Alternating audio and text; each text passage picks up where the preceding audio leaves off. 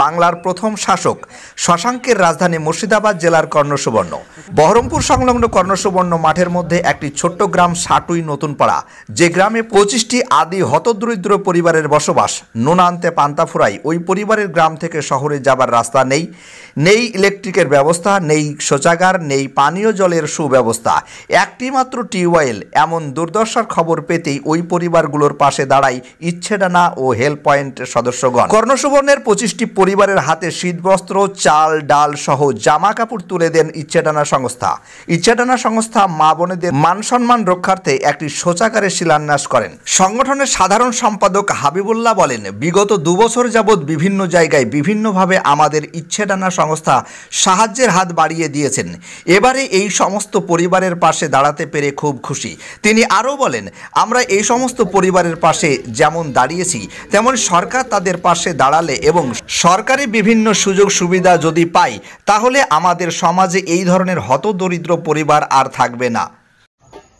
এখনো পর্যন্ত তাদের কাছ থেকে আমরা সেসব খবর এখনো আসেনি, তা আসবে বলে মনে আশা করি আমরা।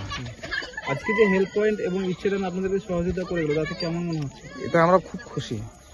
এরকম অন্যান্য জায়গায় যে আমরা থাকি, যে অভাব সংকটের মধ্যে আমরা থাকি, এখানে যে সংকটের যে চাহিদার একটু পূরণ হয়েছে, এতে আমরা খুব আনন্দিত। এভাবেও আমরা যদি পেতে থাকি, দিনের পর দিন আমরা একটু হয়তো উন্নতির দিকে আগে যেতে পারি।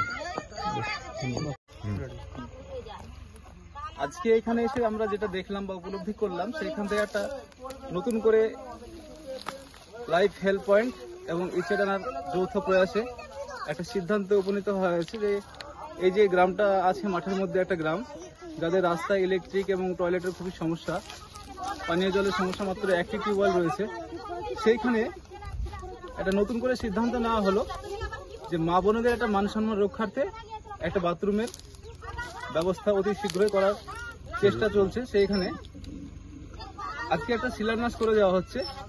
পরবর্তীতে ওনাদেরকে একটা দায়িত্ব দেওয়া হবে এটাকে ফুলফিল করার, এবং নেক্সট টাইম এসে এটাকে পরিপূর্ণ করা হবে আর কি, কাজটা সম্পূর্ণ করা হবে, যাতে মা বোনেরা এখানে এসে শৌচকর্ম করতে পারে এবং তাদের মান সম্মান রক্ষা করতে পারে। সেই হিসাবে আজকে আমরা শিলান্যাস করছি। আপনাদেরকে সঙ্গে থাকার জন্য অনেক ধন্যবাদ। আর যারা এনাদেরকে সহযোগিতা করতে হাত বাড়িয়েছেন, তেনাদেরকেও ধন্যবাদ। আগামী দিনেও আশা করবো আপনারা পাশে থাকবেন।